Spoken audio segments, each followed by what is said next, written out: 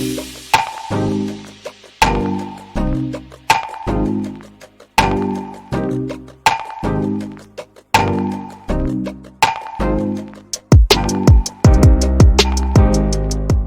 back aboard Blurred Force One with your boys Mo and Lottie, and this is the Supercast. The Supercast, where we talk about all things superhero and our pop culture media. That's movies, TV shows, video games. We talk about the news, do some speculation, all that good nerdy stuff.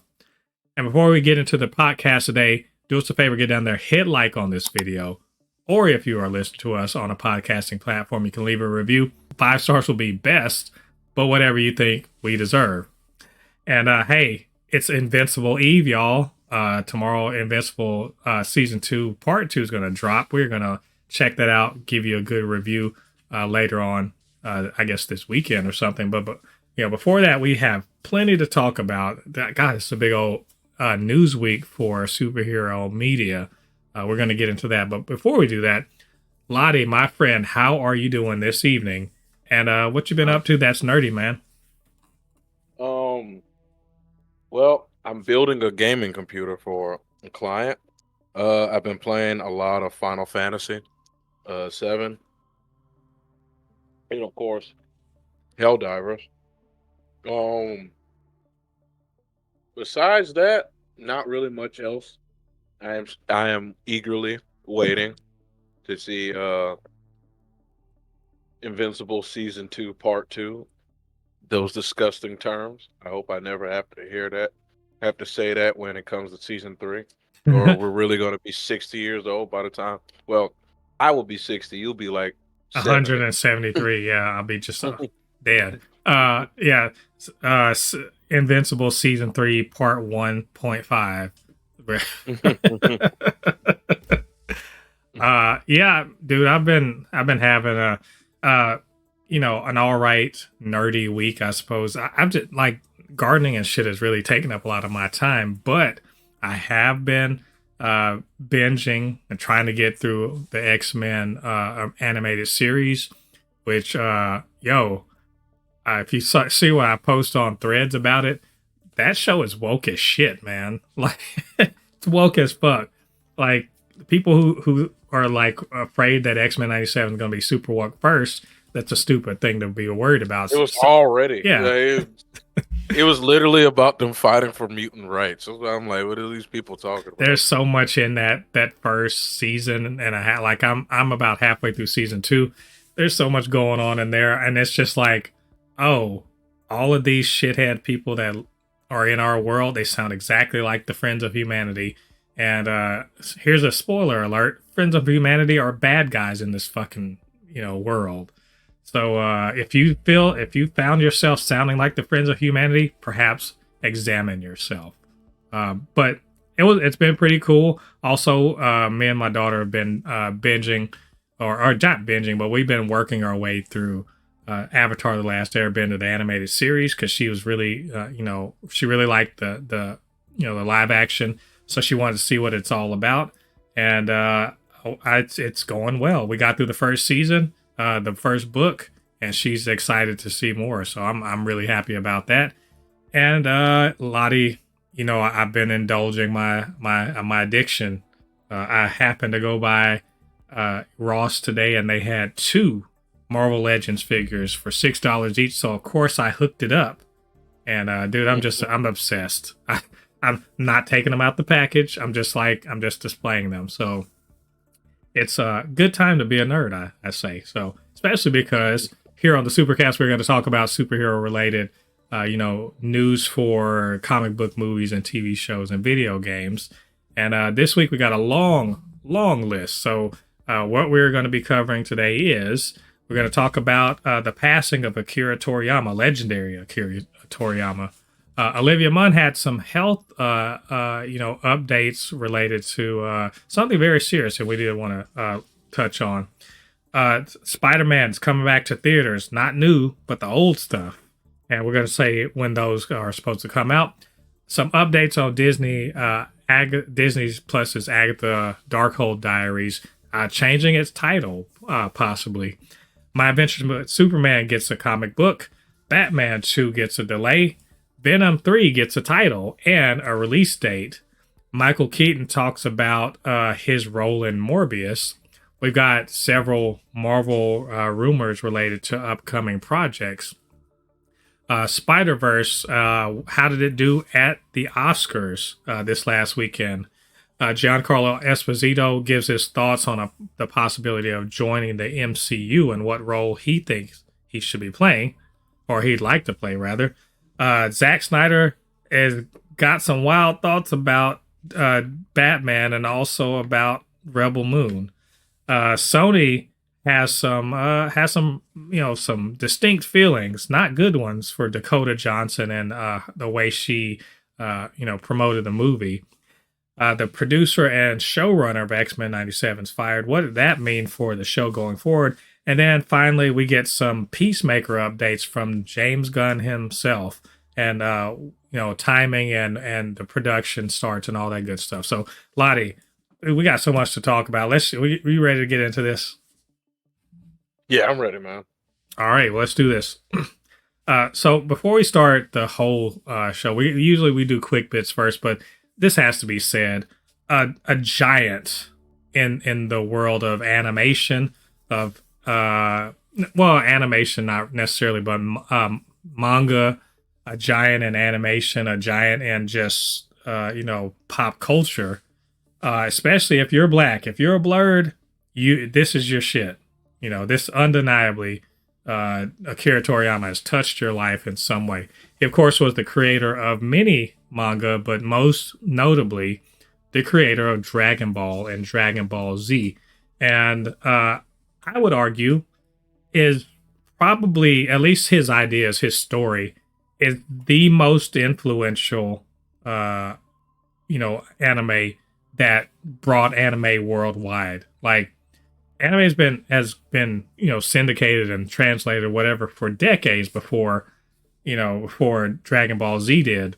But Dragon Ball Z, I think, was the gateway drug, if you will, for anime for everyone outside of Japan, in particular in North America.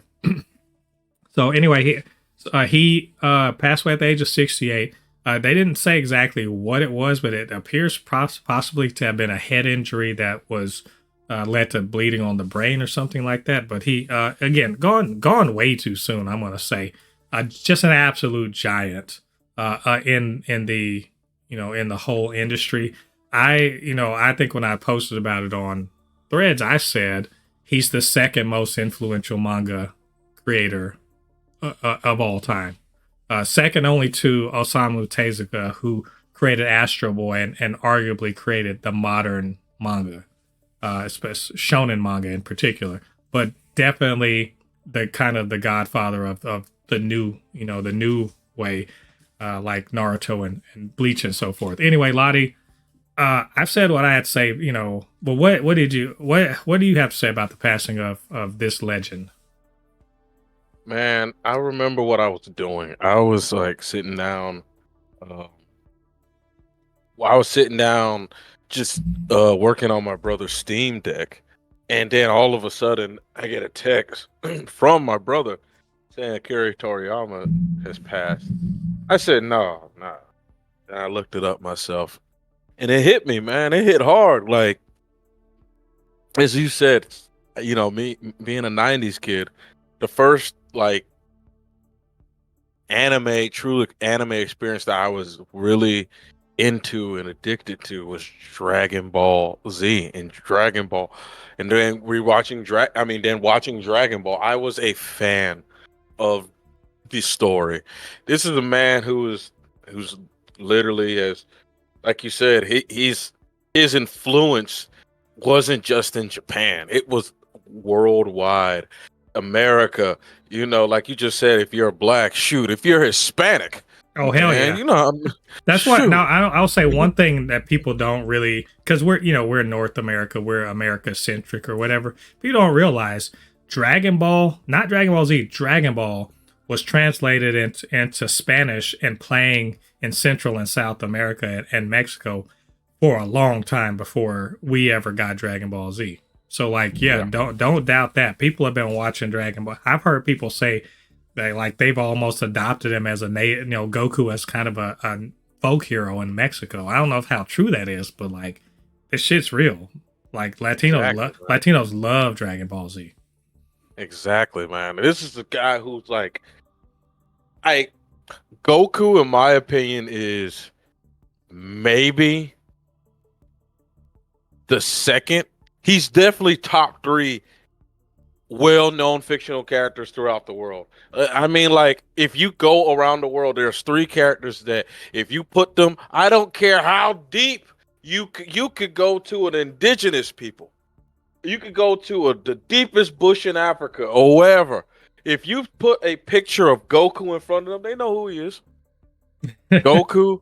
There's Mickey Mouse, Mario, and Goku. I was gonna say Superman also, but yeah. Yeah. Superman too. That's the 4th one. That is the Mount Rushmore of fictional characters of popularity throughout the world. It is that big. To lose him, man, it hit, man, because I'm not the biggest fan of Dragon Ball Super because Toriyama wasn't, it's well known that Toriyama wasn't directly involved in Dragon Ball Super, but there was rumors that if Dragon Ball Super was come back, that Toriyama was going to be very, very involved. And it got a lot of people excited because it was going to bring back the Goku that we fell in love with. But now it's like, I tell some people that, everyone's like, well, yeah, Goku's not going to die with this. But I tell people, but the Goku that was written by Akira Toriyama, the Goku that we love, the Goku we grew up with is now dead. Because I don't care. No one is going to write Goku as well as the creator. It's just true. It's just plain simple facts. And as you said, there's so many massive animes that came out because of Akira Toriyama. Naruto, Masashi Kishimoto, the creator of Naruto, was a student under Akira Toriyama. Taita Kubo, the creator of Bleach, student of Akira Toriyama. Oda, the creator of One Piece, the student of Akira Toriyama. I could just go down the list of anime that literally will not, like, his influence. Some people, there's some I'll say stupid people out there that are like, oh, a lot of these animes would have been exactly the same. Everything would be exactly the same if with or without Akira Toriyama. You idiot. Did you know? Fun fact, anybody that's listening to this, did you know that Naruto was originally supposed to be a Harry Potter clone? Ugh. You didn't know that, did you? Ugh. The original Naruto was supposed to be wizards. And Akira Toriyama said, no. Akira Toriyama told him to change it to, what's it called? To ninjas. His second concept. Because he wanted, if you look up Naruto concept, original concepts, Naruto was supposed to be a wizard. And here's another thing. One Piece fans, did you know that Oda was going to scrap the story of One Piece before he gave it to Jump, Shonen Jump? Akira Toriyama told him to keep going. Taita Kubo was going to quit after the first thing of Bleach because it wasn't doing well. Akira Toriyama kept telling him to keep going. 3 animes would not exist the way that it is if it wasn't for Akira Toriyama. And those are the 3 biggest animes on the planet. Yeah. Just saying. He just didn't just create a cultural legend of Dragon Ball. I mean, he's Dragon Ball Z. He's considered a god of Shonen Jump. Shonen Jump, yeah, is he probably helped make Shonen Jump as huge as it is because Dragon Ball Z was in it. Dragon Ball Z, the volumes of Dragon Ball Z have sold hundreds of millions around the world. I mean, it is, and that's mind you, he's not an anime. He was never an anime. He was always an illustrator. He created the stories. He drew. Of course, he had assistants and everything helping the drawing and everything. But the point is, he created arguably the biggest manga of all time. Also, he was an art director on 2 of the biggest JRPGs of all time. Like, my man was he was legendary. Let's just call it what it is, legendary. And And black people everywhere. If you see any black person wearing an anime shirt, what's it most likely to be? It's most likely to be Dragon Balls. It's that or Naruto. Those two. But it's most likely to be Dragon Ball Z. If you go up to a random black person and start and say Kame, and they will finish it for you. I guarantee you. That's just how we roll. And of course, he unintentionally made Piccolo black. But we'll take it. we'll try to ignore Mr. Popo, who is clearly racist. But hey, look. I'm just saying, but we don't need to beat this horse anymore. Akira Toriyama gone far too soon, I think. We had more stories to tell, but his life is like, I'm serious, the god of manga. Let's just call it, like I said, second only to the creator of Astro Boy, like that's. By the way, I don't know if this is true or not, but I heard Osamu Tezuka considered him his successor. So take that as you will. Again, the god of manga, like for real. Like the current manga wouldn't be what it is without Tezuka, and current shonen, manga and anime wouldn't be what it is without Toriyama. So definitely, gonna miss that guy, and we just, are happy that we had him at all. So, all right, rest in peace to Akira Toriyama. So. We're going to move into the regular. And you know what? Before we move away, I also forgot to say, why is this related to the Supercast? Well, arguably, Goku is a superhero. There is literally a Dragon Ball superhero show going right now. But that's not. But the point is, Goku is literally just Superman. It's just Superman. Yeah. Just trust he's Superman. And also, we forgot to talk about this before we go on. Highly influenced actual live action movies. Man of Steel could, as we've said when we first saw it, is basically just a Dragon Ball Z movie. The greatest Dragon Ball Z movie I've ever seen. It's a live action and Michael B. Jordan made no bones about it. He's a huge anime fan, and you could see in Creed 3 where the influence of like stuff like Dragon Ball Z came into play in the production of the fight scenes. So beyond anime, beyond manga, he's influenced film itself. So again, rest in peace to Toriyama. So. Let's move on to one more thing. Like I said, not great news, but like something interesting related to this.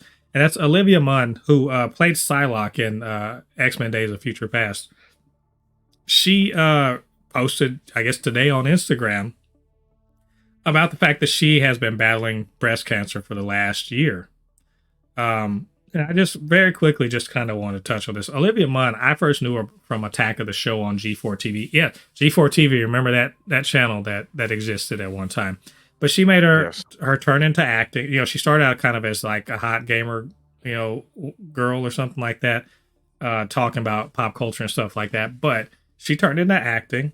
She's a pretty decent actor. I liked her as Psylocke in a movie that most people don't like. But she last year, she had a kid, and then was diagnosed with breast cancer. So apparently the last year she's been kind of battling that. Had to get a double mastectomy because of the type of cancer she had, just been going through chemo and all that stuff. But she finally let everyone know about what's going on. Lottie, I got some more thoughts on this, but just some words or thoughts about this situation and her deciding to come out and like let people know what's going on.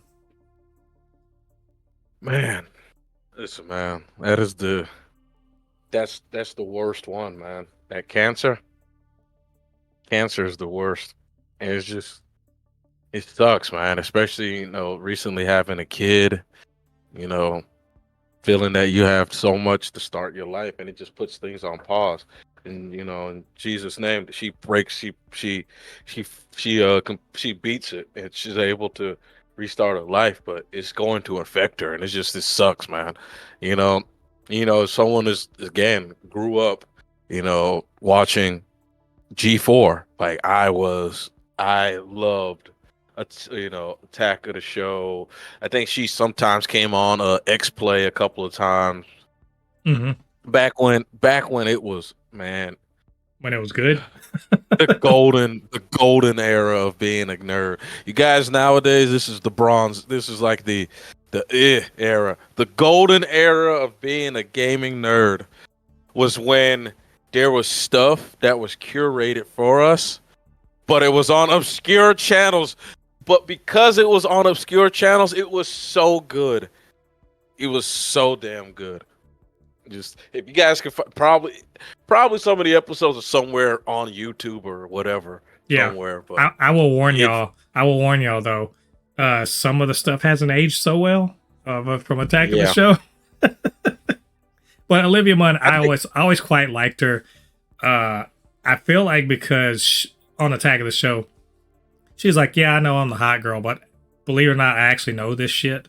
And so she, or some of the stuff she didn't necessarily start out knowing, but she came to be quite knowledgeable and also understood, where her fan base was coming from.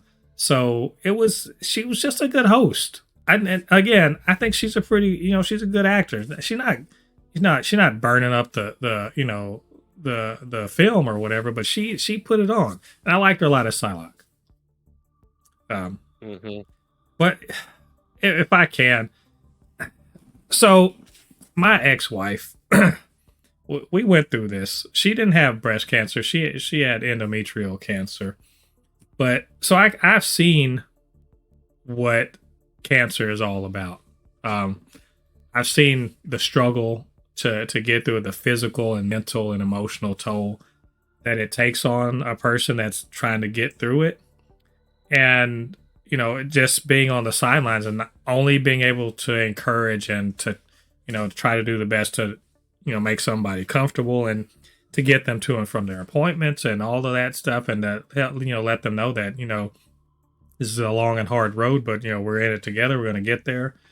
So I can just imagine the sort of like mental struggle and the physical toll it takes, and also being a new mom, So, just I have much sympathy and empathy for what she was going through. And one thing about it is she's an actor. She's been in Hollywood and everything.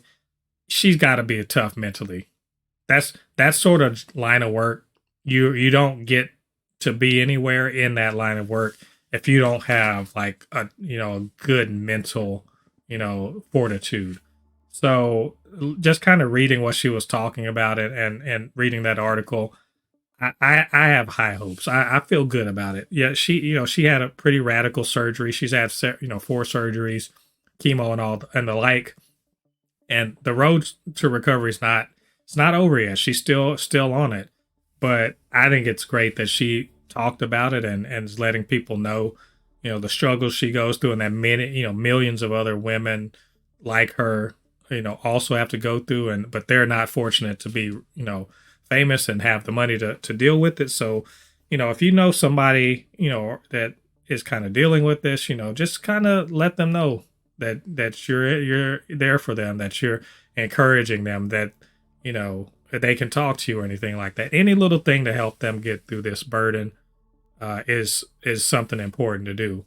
Just my perspective, having sort of been there and seen what's going on. So all that being said, we hope for Olivia Munn's recovery, and we'll let you guys know any more news about that when we hear it. So Lottie, we got to speed run this up. There's so much stuff to go through here. Let's do some quick bits. We're going to talk about actual superhero stuff here. So here we go. Lottie, the Spider-Man live action films are getting a re-release apparently, starting, I believe it's in April. I want to say in April. So starting in April, how many is it? All 8 live action Spider-Man movies are getting a re-release. Lottie, are you going to show up? I think I'll show up for Spider-Man 2. Now I'm thinking about, I might spoil it for Spider-Man 1. for nostalgia purposes, for me to feel like a kid again, seeing him web swing, seeing Tobey Maguire web swing, dun, dun, dun, dun. Seeing him shoot webs out of his wrists because reasons. Yes. Man, look, I've got AMC AA list, and I'm debating this because there's other things coming out in April and May that I want to see. But you know what? Fuck that. No, I'm gonna go see every one of these. There's starting from April 15th on through June 3rd. Every week there's gonna be a re-release of. I'm gonna watch all 8 of them. Because why not? Why not go? I didn't experience Amazing Spider-Man 1 and 2 in the theater, so I would like to do that. I've seen all the other ones in theater though, so why not? Do that again. I'm happy and looking forward to that. So Lottie, well, we should do a revisit of them when this is all said and done. See how we feel about them, having seen them the correct way again. So you guys, are y'all gonna go check that out? Y'all let us know down in the comments. But otherwise, just like go check it out. Hey, go see some Spider-Man on the big screen. We do have some news from Disney about Agatha Darkhold Diaries, or I guess it's just called Agatha now because reportedly they're retitling it to just Agatha. And supposedly, remember, we've had all these, title changes so far up to this point. Apparently, all those titles are going to be titles of episodes, maybe. So I'm really trying to figure out what y'all got going on. Why can't y'all land? Why are y'all taking so long to land on this one title? Or was it all, was this all a setup and y'all were intentionally doing this? Either way, Lottie, there's new title for the Agatha series. Were they playing us? What do you think? Wait. So they're changing it just to Agatha? Yeah. Man, at this point before the show comes out, it's just gonna be A. I don't even know whatever. So that it's gonna be like that. It was Agatha all along. That one witch from that thing that you didn't watch. That's pretty much what it's gonna be like. But I'm just trying to figure out. Because I've been wondering, why y'all keep changing this damn title? It's weird. Why wouldn't you settle on it before, then? But, it feels like a work. That's what I'm trying to say. Like, they were like, we're going to keep messing around because, hey, we don't, Agatha's tricky. So, we're being tricky. I don't know. Lottie, am I just reading too much into it? You're reading way too dead. No. No. Writers be thinking they clever. That's the thing. You gotta think. Writers think they're really clever, so they're like, what if we do this? I'm like, all right. What if you settle on one damn title at the beginning so we don't have now the only people that are happy about it are people that are making thumbnails because they get to make another mock-up, title. So either way, they still haven't told us when this is coming out. I hope by the end of the year, but we'll let you guys know when we get that confirmation. Lottie, My Adventures with Superman is awesome, right? Yes. So it will make you happy to know that they're doing something that you and I have sort of talked about, about comics and, animated superhero shows. Remember, we were like, where are the tie-in comics? Remember we said that? We'll be like, why don't y'all have tie-in comics? Because, this makes so much sense. Well, Lottie, apparently they listen to us because they are making, and I don't know when it's coming out this month. It's supposed to come out sometime this month, a tie-in comic for My Adventures with Superman, which is supposed to serve as a bridge between season 1 and season 2. And I ain't gonna lie, I'm tempted to kind of hook this up. I don't know about you, Lottie. What do you think about this? What do you think about them deciding to do this? They think this is how they're going to try. You know what this is? This is DLC. This is DLC. This is how they're going to get us to buy the DLC. They're like, oh, you like season 1? Okay, there's going to be some exclusive stories in this one if you want to get to understand season 2. So you're making us buy the DLC, huh? to be fair, I'm not going to be mad about it. I'm not mad about it. Even though I'm pretty sure it's going to be like $4 an issue, which sort of annoys me. But it's this, a couple of like one of the not producers or showrunner and like one of the writers. They're the ones behind the story here. So I'm actually kind of looking forward to it, especially if they maintain that art style. Because really, My Adventure with Superman's art style really does lend itself to the comic books, I think. Kind of like, do you remember, what was it? Didn't the Justice League Unlimited or Justice League, they had a tie-in comic back in the day, and it looked exactly the same with the same art style. So I think it makes all the sense in the world. Like, get that money. Like, for real. This, and especially because I think My Adventure with Superman is very much kid friendly. So give them another thing to, to kind of, latch onto. Then from there you can make like toys and shit, right? Like, this shit all makes sense. You got to keep that ecosystem going. So I'm excited for this. I'm probably going to hook it up as soon as it releases. I'll let you guys know what we think about it. So Lottie, the bad news, sad news, especially if you are a fan of the Batman. The Batman 2 has been delayed all the way to 2026. Like, in fact, Jesus October, Christ. October 2nd, a whole year, October 2nd, 2026. Supposedly because of the writer's strike and the actor's strike, or writer's strike, really.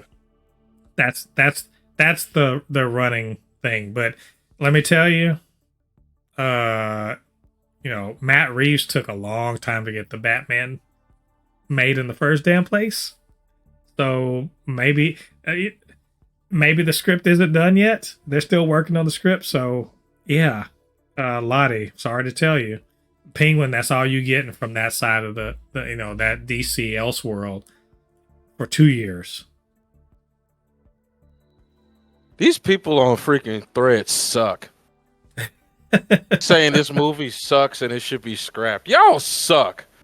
If you're on Threads and you commented on this thing, you're 100% wrong. Talking about it's the worst movie. Yeah, you know how I feel about the Dark Knight trilogy. And you know what? You know the crazy part about it is I had a friend who listened to our thing talk about it, and they were like, at first, when I was talking about it, at first they were like, oh, I wanted to argue with you. But when they thought about it, they're like, you're right. It is kind of over. I said, yeah. Batman is the punchline in all three of those movies.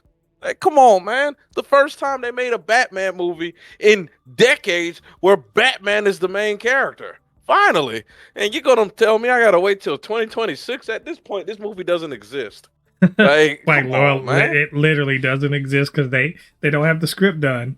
If the writer's strike is the reason why they're delaying this, the script's not done. And if the script's not done, then, you're talking about 2 years. So I'm assuming 2.5 years. Yeah, and I'm assuming October. I will assume it's not going to have a huge amount of CG, but they're going to have practical sets. So it really, when they're going to have to be, start production on this, so it'll be ready in time for the October release. They're definitely going to have to start filming sometime around April or May of next year, something like that. So they can get a few months under, and then get post-production on it for about a year. So, right. Yeah, my man's got until, and really pre-production will start on it probably early next year, scouting locations and so forth. So really he has until the end of the year to get that script done. We'll see. We'll see if it happens. So, all right, we'll let you guys know more information about the Batman 2 when we hear about it. We got some news from Venom 3. It's now officially titled Venom: The Last Dance. I was going to say Venom: Save the Last Dance, so then, you could have Julia Stiles in it. But whatever. Venom: The Last Dance. It's coming out October 25th, 2024. So, Lottie, that's the whole news. It's got a new title, The Last Dance. And it's coming out in October, which I have to say, that's a good bit of timing, because it's right before Halloween. So that's actually excellent timing. But anyway, Venom: The Last Dance. Lottie, what can we glean from this at all? From the name of this, is Tom Hardy like, yeah, don't call me for this anymore? Pretty much, yeah. It's over. But Yeah. we need you for Morbius 2 and Madam Web 2. It's like, what? Miss me on that, y'all. He's getting the F out of Dodge while he's still he still has the opportunity to. But we want to renew you for another 3 movies.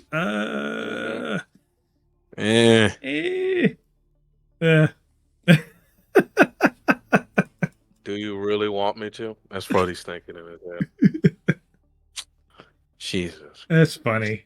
The Last Dance. So like, I can't even imagine what that's supposed to mean. But are you really looking forward to Venom? I'm gonna be honest with me. Are you looking forward to Venom 3? No.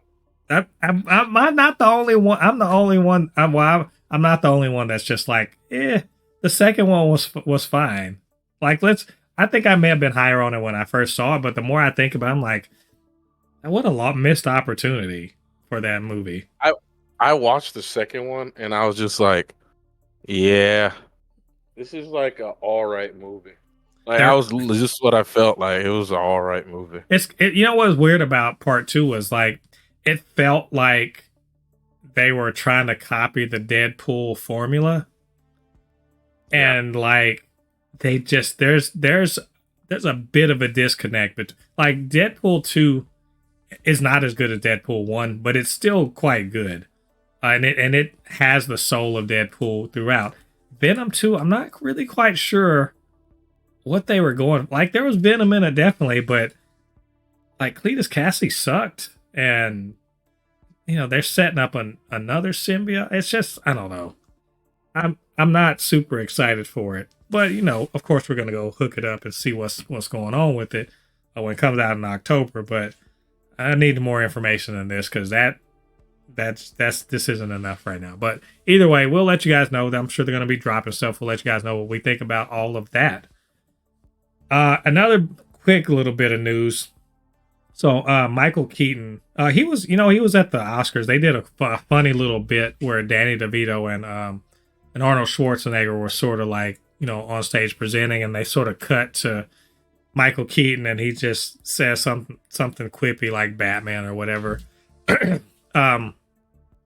But he before that he was talking about Morbius. He says that he has no idea why he was in Morbius, and that the people that were even pitching it to him couldn't even quite explain it either. I really put this on here for us to talk about, because this is going to kind of, be related to something we're going to talk about later, about Madam Web. But this is more of a, what the fuck is Sony on? What are they doing? What are they trying to get at? Because I'd heard people say like the Morbius post credits, the most bullshit post credit scene of all time, and I don't agree with that. But it's pretty bullshit. Like it's if it's not number 1, it's in the top 3 or 4. Like, most bullshit, post credit scenes that we've ever seen. So Lottie, like, Keaton was like, I don't know what the point was or whatever. What does this say about Sony? I would say that's my real question. First of all, what happened at the end? Because I've never watched Morbius. What happened at the end? Oh, yeah, spoiler, but like, no one gives a fuck. So in the post-credit scene, you have in the middle of nowhere, Morbius is just like I don't remember where it was. He's just kind of in the middle of nowhere. Then you have Vulture, Michael Keaton's Vulture, fly in with, somehow he has his suit. Now remember, in the movie Morbius, at the very end, they say that before the credits, they say, a guy was just found, Adrian Toombs was just found, in a cell, and like no one knows why he's in there or whatever, and there's in the process of releasing him. And so the post credit scene is he fly, and remember, in the MCU, He was in prison. So he shows up in a prison cell. They let him go. Next thing you see is Morbius out in the middle of nowhere. And then Vulture, in his Vulture suit from the MCU, flies in and is like, all right, I'm glad you came out to meet me. Because, I'm not in my right universe. And I think Spider-Man has something to do with it. And like, we need to team up to fight him. That's it. That's it. That's it. It's a promise of some bullshit that will never happen. Because no one's going to make another fucking Morbius. No one's going to make a team-up movie. It's not going to be a Vulture. It's just so ridiculous. Like, the whole Vulture suit thing is ridiculous any fucking way. Why the fuck does Morbius care about Spider-Man? Oh, and they didn't even acknowledge Spider-Man existing in the whole damn movie. So, oh my god, it's horrible. It's so fucking stupid. And they don't even, he doesn't even know why. Michael Keaton's literally just like, all right, I'll just do it. Whatever, pay me. I'll be there. Because remember, he doesn't actually he just has to put on a mocap suit. He doesn't have to put anything actually on. That's it. Like I said, Lottie, what's Sony on? Sony right now, their movie division needs to be ran by their video game division, because my god, the simple fact that they can't get a Spider-Man story right, when Insomniac is just pumping out these amazing games and stories right now. Come on, Sony. They should just have the next Spider-Man, the video game, the movie. There you go. All right, cool. Yes. Insomniac Spider-Man, the movie. There you go. Because it seems like Insomniac is like knows the secret sauce for Spider-Man, while Sony's like, oh. They don't even. Kevin Feige couldn't save this fucking ship. He probably could actually. I'm wrong. Kevin Feige could probably fix this, but my God, Kevin Feige doesn't want to fix this ship. That man's already going through enough. Yeah, if he was gonna fix it, if he was gonna leave Marvel and go to Sony, he'd just fire everybody and start the studio over again. Because like, there are so many bad ideas and decisions going around it on the Sony, the adjacent Spider-Verse stuff, that I don't see keeping any of these motherfuckers. And I will admit, every single one of these people that I'm talking about needs to be fired. They'll do the job 100 times better than me, but I can't do shit. So being 100 times better than zero isn't, good for you. That we need people who actually are going to make shit happen. And also, why the fuck would you tease something that makes no sense? It's weird. It's weird and stupid. And that also, to me, indicates that they not just out of ideas, they're trying to desperately figure out how to reel Spider-Man back in so that they can cash in on it. And they can't do it.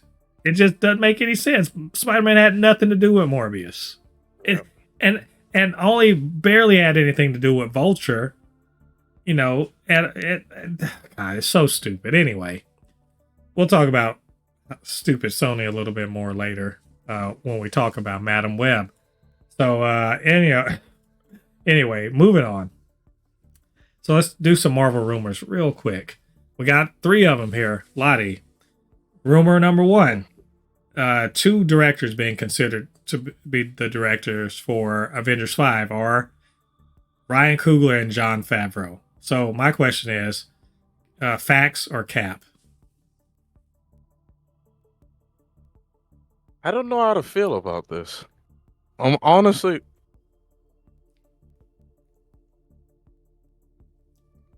I almost want to say cap. I agree.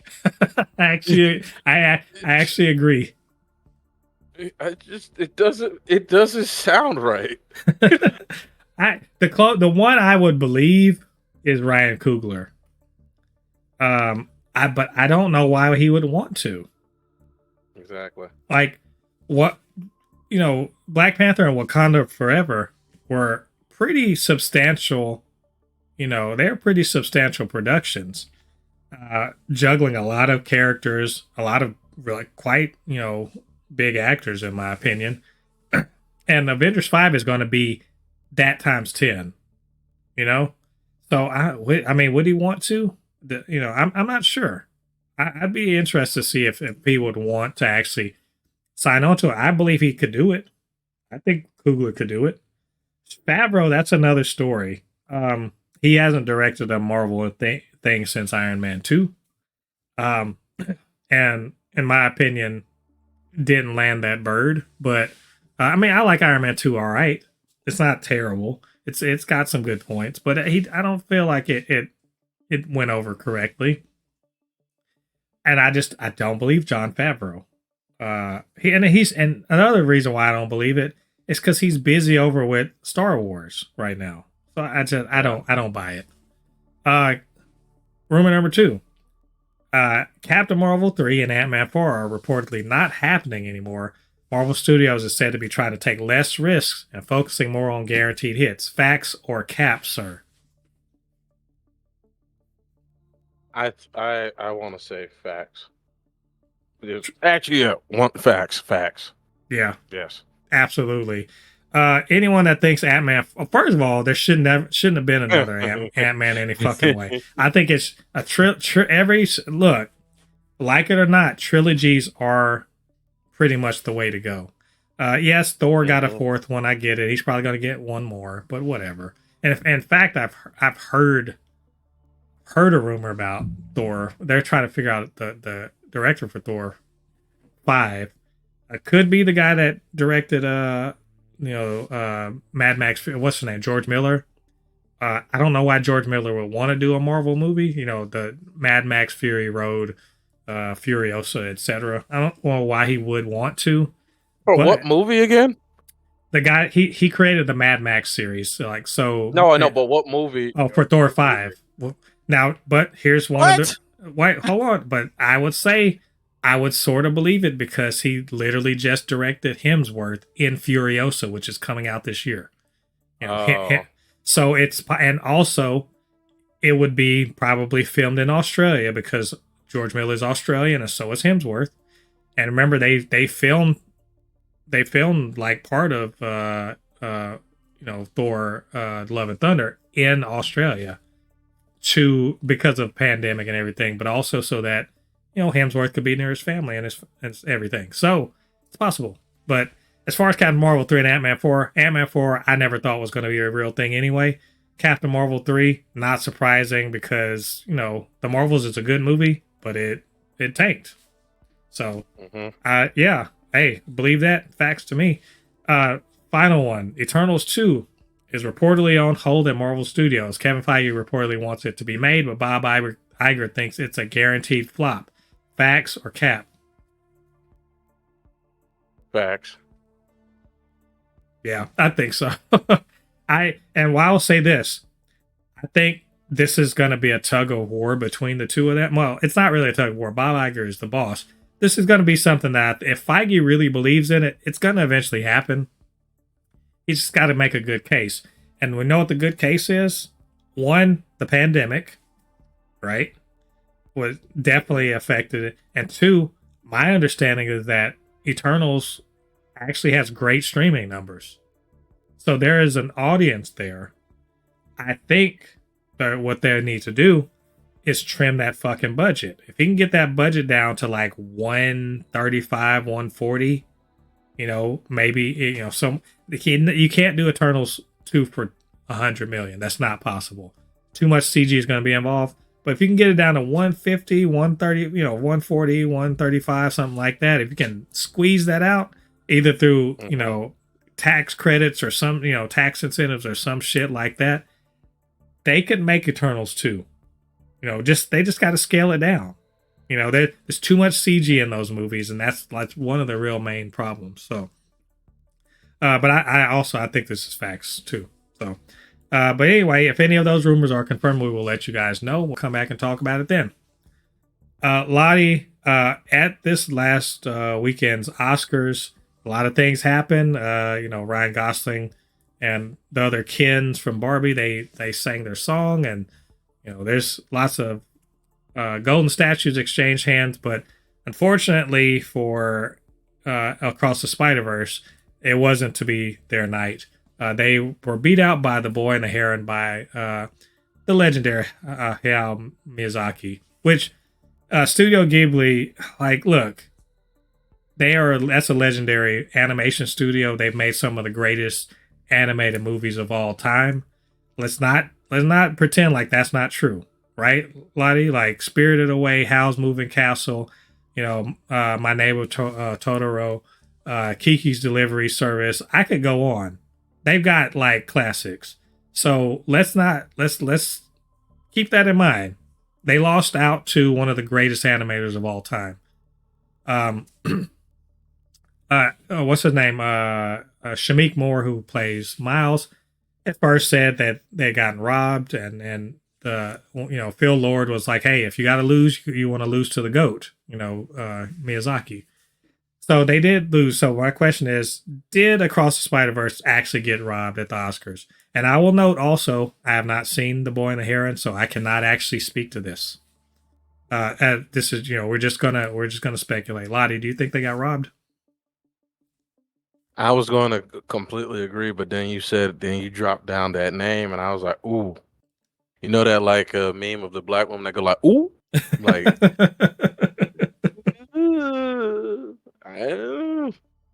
man, that's me. It's the GOAT. Like you said, he's the GOAT. I haven't seen the movie, so I can't really say I can't really give a full opinion, but what I can say is that, man, I do feel that, maybe I'm one of the few people. I do think I loved Across the Spider-Verse, but I still think it's not after rewatching the original again, it is not as good as the first one. So maybe that was a knock against the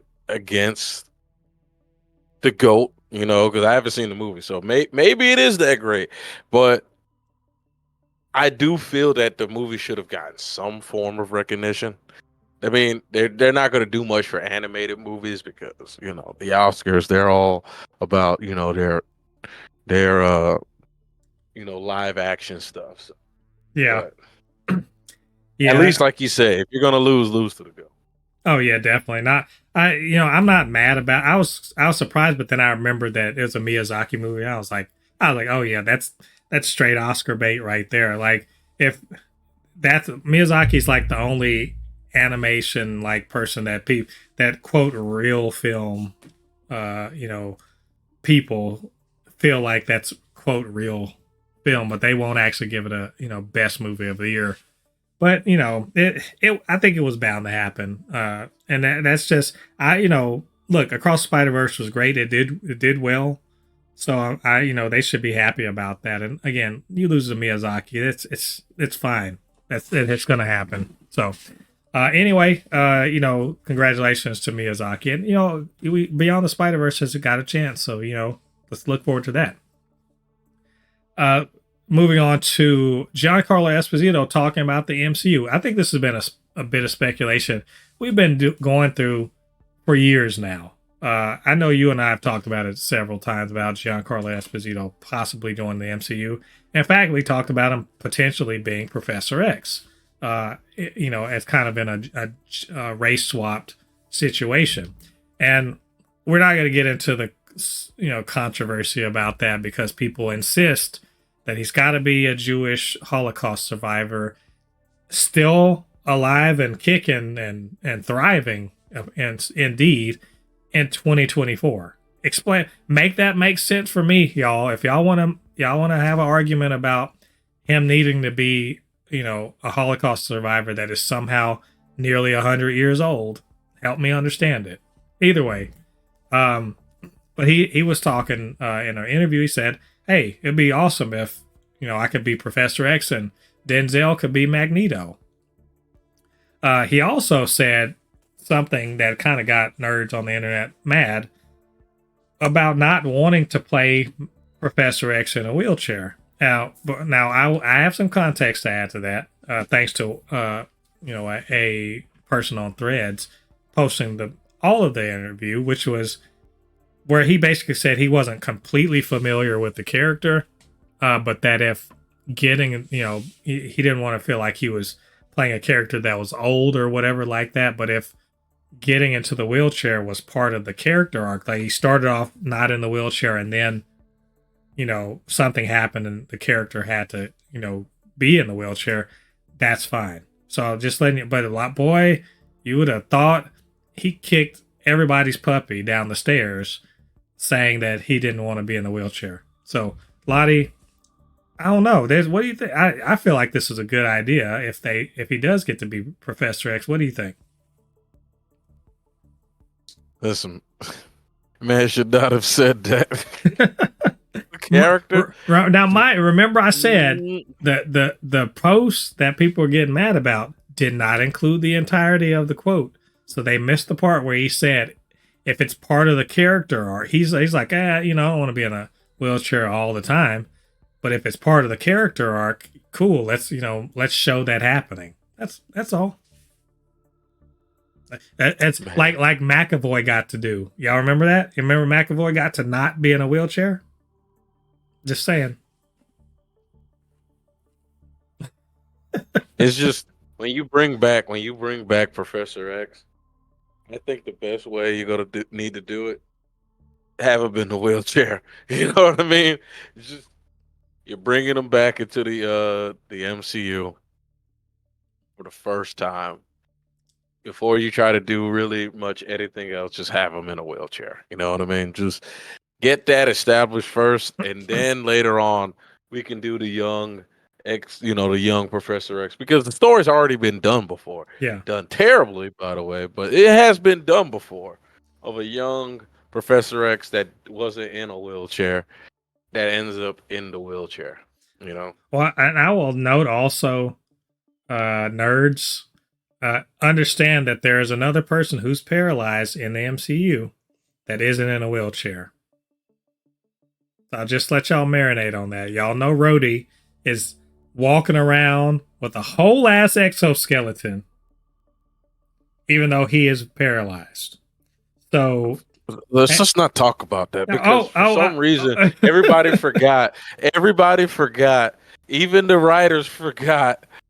Even the right. Well, I don't think the writers forgot, but everybody in the MCU, the characters in that universe, forgot Rhodey's in an exoskeleton. Because remember, what's it called? Scroll him wasn't in a fucking exoskeleton. Yeah. Look, that's all. I will accept that there's a nano, whatever the fuck. Like, look, fine, that's fine. But I get it. Being in a wheelchair is a part of Professor. If you think too hard about it, it doesn't make any sense, but it's part of his character. So, okay. It's just like saying Wolverine doesn't have his claws. I get it. It's cool. And also, Giancarlo Esposito doesn't know all this shit. You're like, chill out. He's an actor. He will play the role that it is there. He doesn't know all of the lore. He literally said that. So, like, just calm down. If they say be in a wheelchair, he'll be in a fucking wheelchair, man. Yeah, but I think him as Professor X would be great. Denzel Washington as Magneto would be dope. I can hear him. I can hear him talking about we're Homo superior, and also if you think about it, it wouldn't make sense. Like, I get it. I understand wanting Magneto to be Jewish Holocaust survivor. Cool.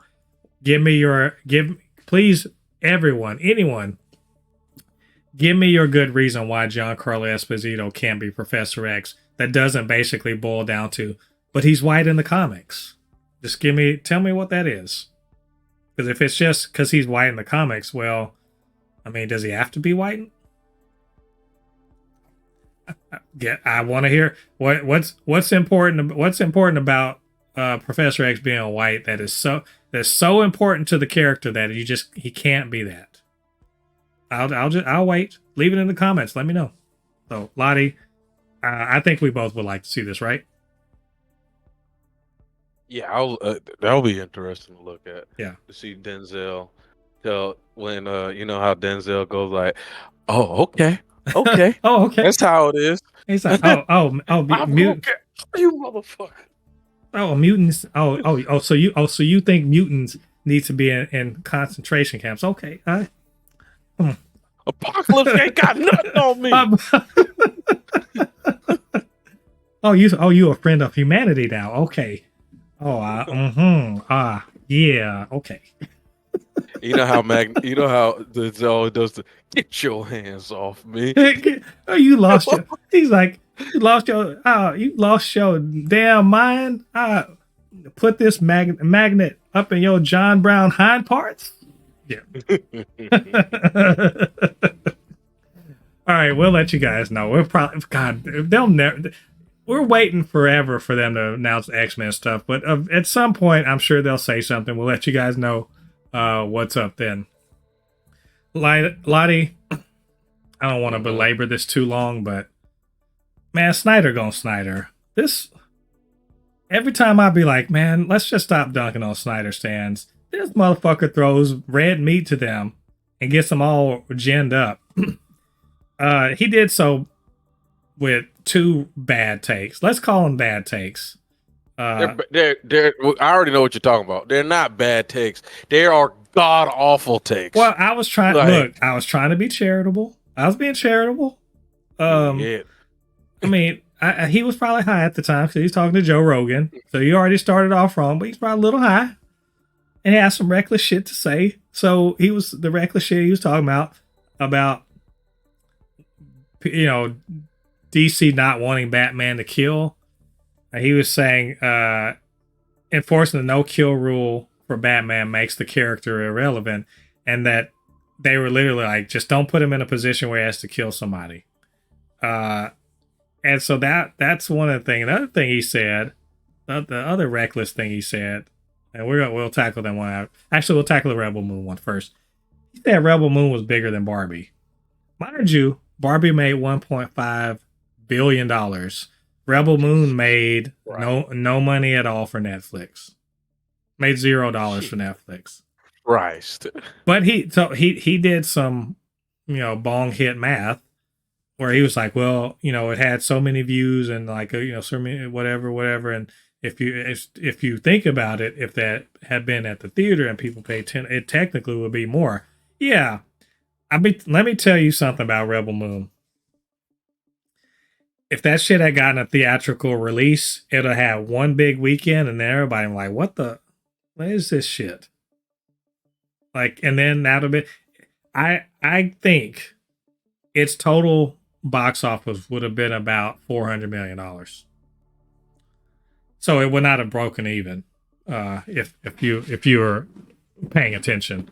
I'm just guessing, but a lot of the people I'm one of the people that watched it and I was like, I'm interested and we'll see. And I came out of it like, this movie's not that good.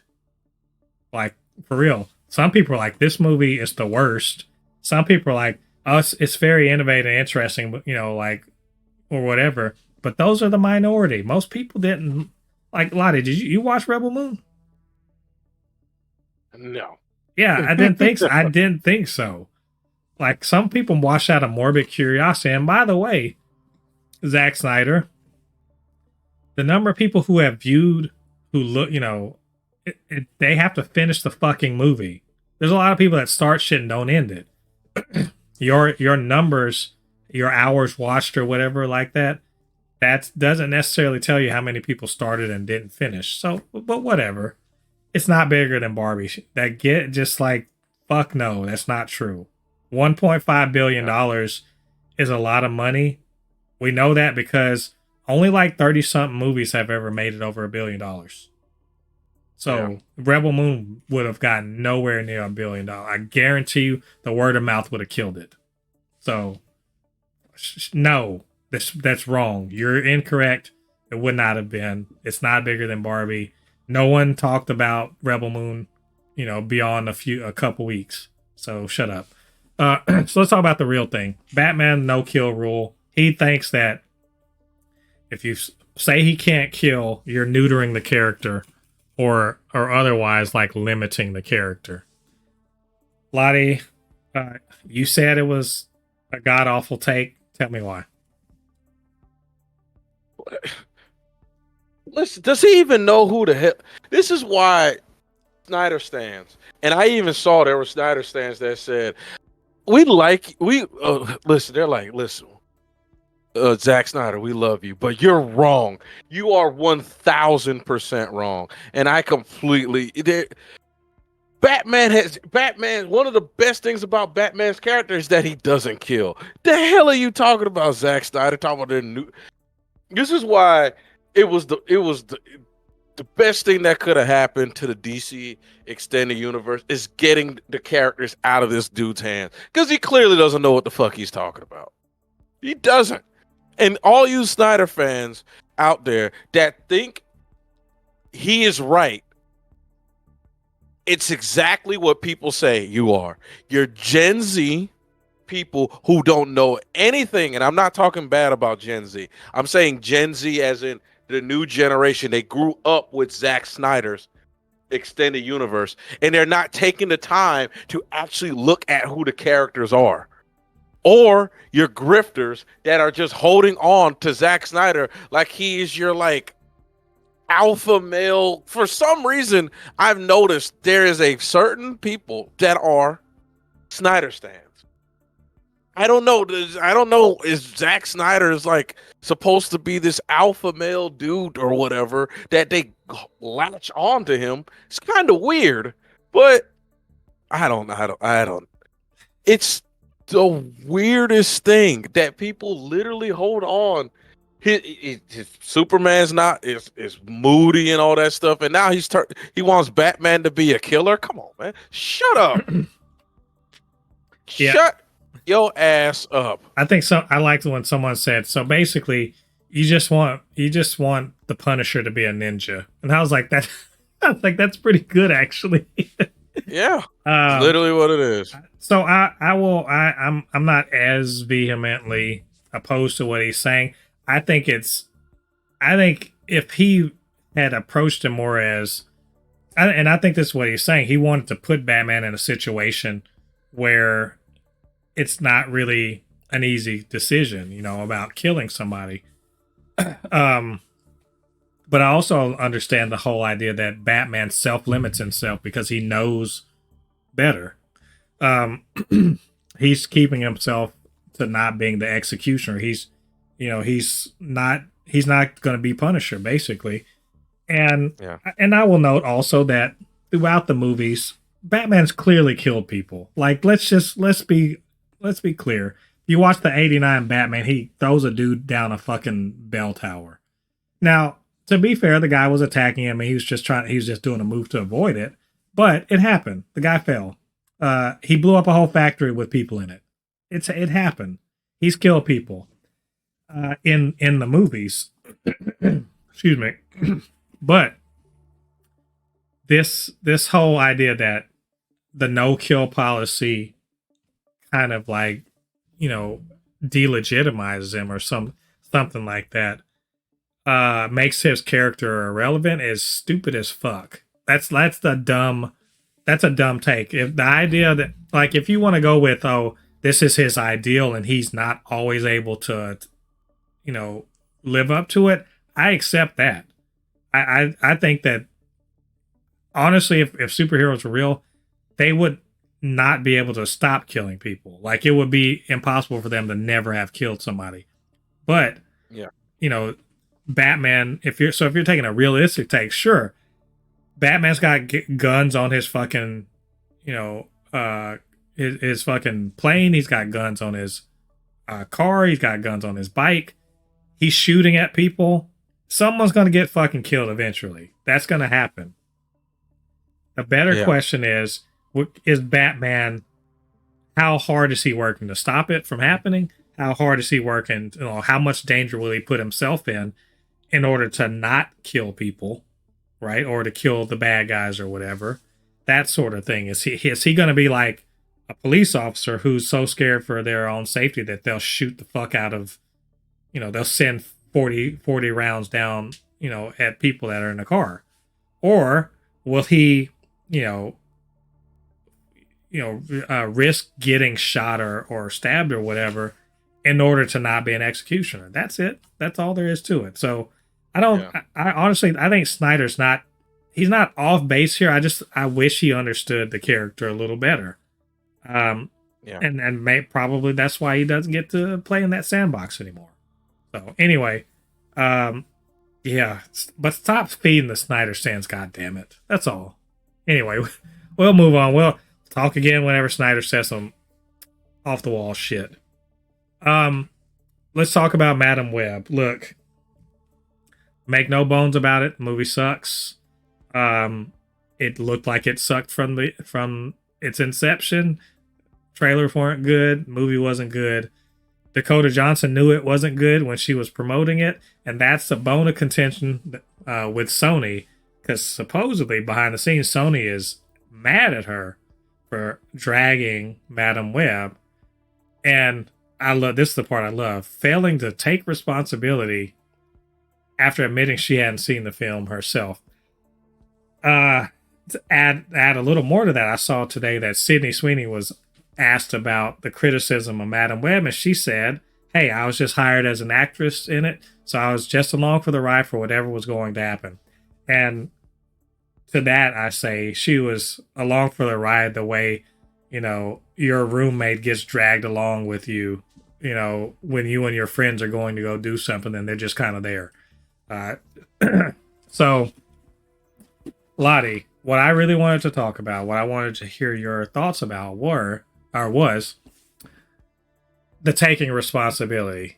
What responsibility did Dakota Johnson have for this failure?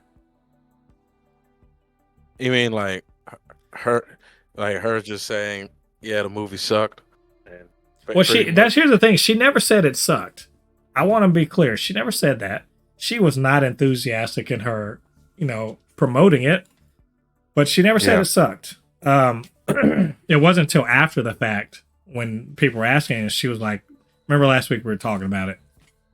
Yeah. But they said failing to take any responsibility for the disaster. Like, do you think that that's a fair thing to say? That is unfair, because her face is the face of that movie. She is taking almost, I want to say, 50% of the disaster. Because let's just be honest. Most people are not going to associate a bad movie with the company. They're going to associate a bad movie with the actor or actress. Or in this case, they're going to associate it with her and Marvel because reasons. Not Sony. Sony's ducking out on this shit. But no, I agree with you. Yeah, so to say that she's not taking any responsibility, she did. She took the responsibility to the hit to her acting career for this bad movie that you made. Well, she took the contract. She signed the contract, but damn.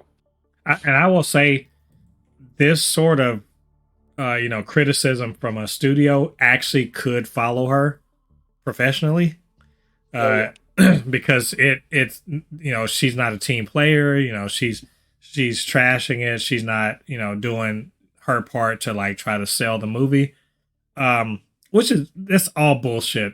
This is more executive bullshit. The people who need to be blamed for this, I think, first of all, whoever greenlit this shit. The director and the writers they are responsible for it being bad. The marketing team, they did a shit job of marketing, but to be fair to them, wasn't anything to market. But the executives need to fucking, and as usual, this is a CYA moment, right? They're covering their ass. Someone's got to roll. Someone's got to take the blame for this. It's never the executives who are pushing bullshit. They're pushing this. Let's put out more spider stuff without thinking, without plans, without any real, thought to, is this any good? So that's what they're doing, and they're going to try to make it out to be something wrong with her. She should. What responsibility? I'm serious. She didn't write this. She didn't direct it. She didn't generate the idea. She signed on for something and literally said it changed in the middle of what they were doing, right? What responsibility should she be taking? Should she be like, oh man, I feel so bad. Like we worked so hard. I guess I could have tried hard. No, she couldn't have tried harder. Wasn't shit to try harder on. There was nothing. Yeah. This whole idea that her or Sydney Sweeney or any other actors, yeah, they could have been better with better material. So like this again, this is executive bullshit. They are just trying to find a scapegoat. They're trying. She's convenient because she decided to tell the truth about some shit. That's the thing is, you got to play the game and pretend like you had a great experience and all this other shit. But like, she's not. She's not going to. It was bullshit. The process was bullshit. The product was bullshit. She did what she was required to go promote the movie. She went to the premiere. She said she did interviews, but at no point did any of that say she had to be like, this is the best thing ever. No one would believe you. I mean, at least points for integrity. Yes. Fuck these guys. Like, all of them need to be fired. Yeah, they do. This, I was weird to say it. I wish David Zaslav would go over there just for 6 months and cut all of these motherfuckers out. Just get rid of all of them and stop all this Spider-Verse bullshit. And then get somebody in there that actually is gonna, like, you know, get a James Gunn. You can't get James Gunn, but get a James Gunn. Fuck, give Lord and Miller the keys to the kingdom and see what happens. It can't be worse than what's happening right now. Like anything. Insomniac or the people who are doing the Insomniac or the people who are doing the Across the Spider-Verse. Well, that's what I said. Lord, that's what I was saying. Give Lord and Miller. That's the guys that Spider-Verse. Give them the keys to the kingdom and let something happen. But this trying to blame it on fucking Dakota Johnson, get the fuck out of here. Y'all are on some bullshit. So, anyway, keep telling the truth, Dakota Johnson. We're with you. And also Sydney Sweeney, pick better things. All right, so another bit of kind of surprising news. Lottie, we got, I think it was yesterday, confirmation that Beau DeMayo, who was the showrunner, producer, kind of creator, I guess you say, on the X-Men 97 series, was fired, very unceremoniously fired from not just the show, but from Disney. Apparently he had been a writer on, I want to say, was it Moon Knight? Moon Knight, and on one other thing, I can't remember what it is, but whatever. Was fired. Oh, he was a writer on Blade. I don't know. I'd heard that maybe his treatment of Blade was not well received, but whatever. He was the creative force behind X-Men 97, which is coming out next week. And he was fired. No details given. There's been no word from him, no word from Disney about why this happened. Additionally, like they did the whole clean out your desk shit. Like all of his related social media was deleted, emails access deleted, all that shit. So Lottie, look, we don't know anything. There was a rumor that, and I'm not sure what it is, but this guy has an OnlyFans, and maybe that's the reason for it. But I feel like that's not good enough. Like it's a good reason to get fired, but like it's possible. I just that has a OnlyFans. Hey, get out there, get that bag. Hey, get it how you can get it. I'm just saying. That is freaking hilarious. So there's some levels to this, and I wanna throw them out there so we know what's going on, fully. So Beau DeMayo, I don't know ton about him. I understand he's a gay black man. Was really into X-Men, like that's why he really wanted to do this. Has written and showrun 2 seasons, so he did. Well, he did, I guess not showrunning, but showrunning would be the writer's room. So for season 1 and 2, and was working on season 3 when this all happened.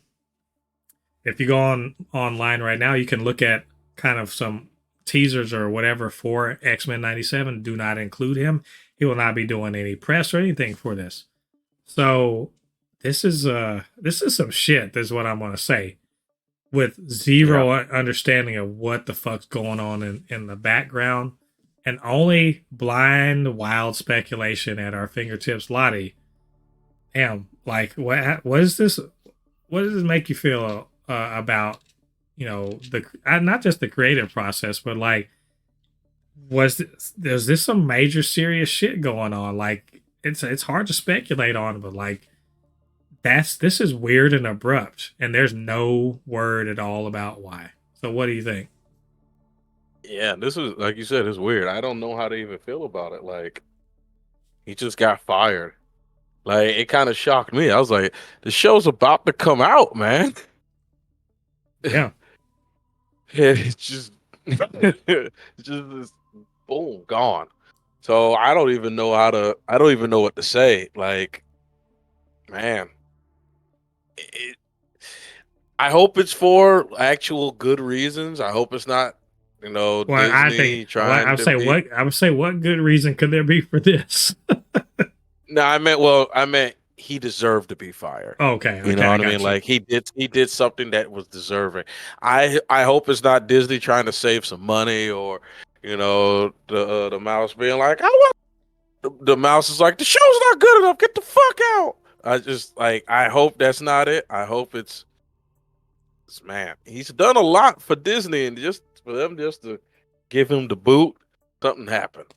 Yeah. So The OnlyFans thing, I hope it's just that, because then I can be like, that's stupid, but like, I guess it is Disney. They fired James Gunn for way less. Which, by the way, I just want to say, the having an OnlyFans, there's nothing morally weird or whatever about that. What's weird is people, not minding their own fucking business. If somebody wants to be on OnlyFans doing whatever the fuck they do on OnlyFans, who cares? Is it bothering you? That's to me, that's one of the fucking problems I have with the Disney parent, thing, and how beholden they are to basically Karens and Kens of the world. Who gives a fuck? I'm not, and I'm serious. They make shit at Disney. Who gives a damn? He's not even like the face of. He's not. It's not like this dude is like the lead actor in a show. He's a guy behind the scenes writing fucking a TV show. Who cares? It's not like he's the kindergarten teacher or whatever. And by the way, I don't think that's the thing that should be fireable either. But you know what? I could see more reason to fire a teacher that's has an OnlyFans than a showrunner. So the OnlyFans thing seems stupid and wrong to me. This feels more like something internal bad happened. Like, something went on personnel wise or something like that. Something fireable happened. I don't even think it's the OnlyFans thing, because I'm pretty sure Disney has hired actors and actresses that have OnlyFans that are active. But they hired him and he would have had it already. So, like, I mean, I would say it's something else. So I think it's something else. Like, we just can't say what, but it's not good. Whatever it is, this sort of firing is the sort of thing that, it's an indicator of something bad happening. So I don't know. Yeah. We're going to keep an eye on this, and we'll let you guys know if we find out any more information. And that leads us to the final. I know, yes, I told you we had a lot of stuff to talk about, but our final bit of news, and that is it's talking about Peacemaker. Peacemaker is, according to Jennifer Holland and confirmed by James Gunn, it's going to be filming this summer. So we heard probably a week or two ago that they had James Gunn had finished writing the final script for the season, so they're going to be filming over the summer. Why is this interesting? Well, first of all, everyone loves Peacemaker. And Lottie, I had heard some rumor that Peacemaker season 1 actually isn't going to be canon to the DCU. So maybe season 2 is going to explain what's going on or whatever. But why this is important is because guess what else is filming over the summer? It's filming right now, actually. Is Superman. Not Superman Legacy, I want to say that. Superman is filming. And James Gunn has confirmed that he will be directing some of the episodes of Peacemaker. So, like, I just want to say, this motherfucker stays busy. He must. I think he must be the sort of person that just like he just feels better working because like yeah, he's creatively meeting with all the people that are working on, because he even said in the post, he's kind of given an idea of like what this all means. You know, Peacemaker season 2 is going to come out before, so Waller is still happening. They're still writing on it. It's happening after Peacemaker season 2. So he's spearheading like the writing process of, you know, approving all of him and Peter Safran approving all of that, but he's doing that. He was writing for that. Obviously, he's going to do script revisions for Superman as it's filmed. He's going to be, you know, directing it, you know, the filming of Superman and directing episodes of Peacemaker at the same time. Like, this guy, his schedule is crazy. Anyway, Lottie, you hear all of that. Like, first of all, how do you feel about the, you know, Peacemaker getting back into filming? Where Waller is gonna kind of, you know, come out in terms of the DCU timeline, and is James Gunn kind of spreading himself like a little thin? I'm happy to see that I'm going to be entering the House of Pain again. You know, I'm Yeah, very happy about that. But I don't know if I want to say James Gunn is spreading himself thin, because the man genuinely seems happy with what he's doing. When you're happy and you're enjoying what you're doing, you feel like you're not really, it's not even work at this point. You're doing your hobby. You're just doing more of your hobby. And I'm happy that he's able to find that, you know. Maybe he's is doing a little bit too much projects, but we'll see. I mean, it's cool to see that he's so involved in, because let's be honest, it kind of has he kind of, not saying he has to, but he does have to be a little bit more involved with this thing because it's just getting off the ground. So I'm really excited to see what this man's going to do. Like, I really like Peacemaker was a great surprise, but then Guardians of the Galaxy was like, yeah, I need to quit. I need to quit doubting and just dive head first into this new DC universe. I'm ready to be hurt, but damn it, it'll be a good hurt. yeah. This like I'm just happy again. James Gunn, he's just built different. He's gonna let you all know and let everybody know what's going on. We don't have to speculate, guess. He shoots down, you know, rumors that are stupid. He confirms one that he can, you know, let people know about. And I think he also seems to have a good idea about when to kind of feed us a little bit, you know?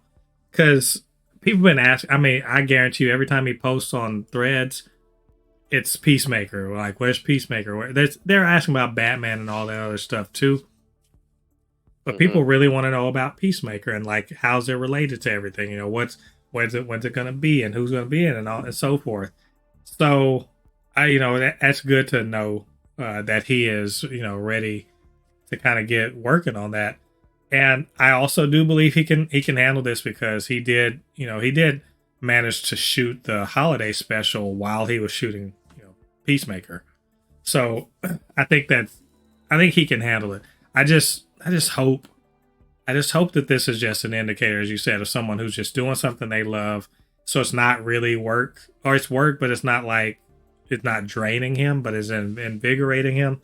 Because we really need James Gunn to be, you know, on top of his game and just like at full energy, because the DCU has got to blow up at the beginning. It's got to it's got to shoot for the stars at the very beginning.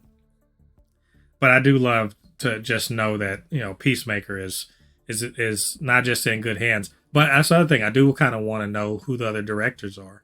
I do want to kind of know who the other directors are. And not gonna lie, looking forward to the new title sequence dance, because he has confirmed that yes, they are definitely doing a new title dance, because as he said, a bunch of those people in the old title sequence are dead. So Yeah. we will see. But anyway, we'll keep an eye on this. Hopefully, we'll start getting some like pictures or whatever from behind the scenes on Peacemaker and of course Superman, and we'll let you guys know all about that stuff when it comes out. So that's all of our news for this week.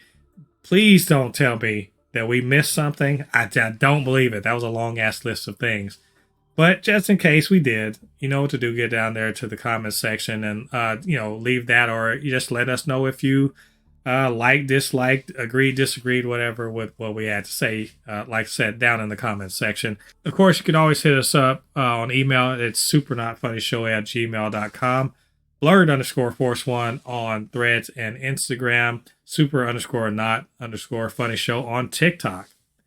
And while you're doing all that, get down there, hit like on this video, subscribe to this channel, and hit that notification bell. All that good stuff helps to grow this channel, helps more people to see videos just like this. And of course, can't do this by myself. My good friend Lottie provides all of his insight on anime. This week was especially anime, but also, of course, superheroes, video games, etc.